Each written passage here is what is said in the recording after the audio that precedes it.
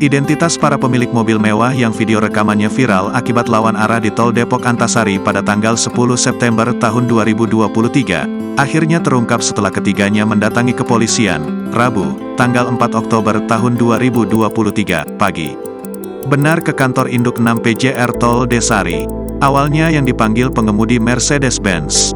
Baru yang dua lagi ikut. Mereka itu satu keluarga, kata Kasat Patroli Jalan Raya Ditlantas Polda Metro Jaya Ditlantas Polda Metro Jaya AKBP Sutikno saat dikonfirmasi Kompas.com, Rabu, tanggal 4 Oktober tahun 2023. Sutikno menjelaskan, ketiga pengemudi tersebut masih satu keluarga, yang sedang mengantarkan jenazah keluarga yang meninggal dunia. Ketiganya itu keluarga yang sedang mengantar jenazah anggota keluarga yang meninggal dunia yang akan dimakamkan di daerah Bogor, lanjut dia. Lawan arah terjadi ketika para pengemudi salah memilih jalur untuk keluar dari Tol Desari menuju Jagorawi. Saat itu ketiganya malah menuju arah Sawangan. Karena takut ketinggalan ambulans, mereka putar balik, lawan arah, dan ada yang videokan, ungkap Sutikno.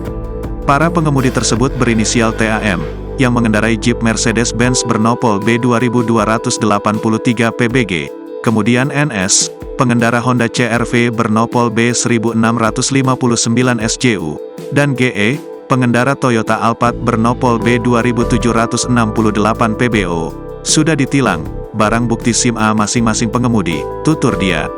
Sebagai informasi, aksi ketiga pengendara mobil mewah ini viral di media sosial lantaran putar balik lawan arah di ruas Tol Desari pada tanggal 10 September tahun 2023 lalu.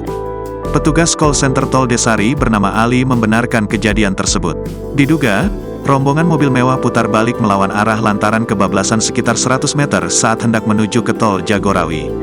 Ali berkata, kemungkinan mobil-mobil itu tersebut lawan arah di KM 8 arah Sawangan.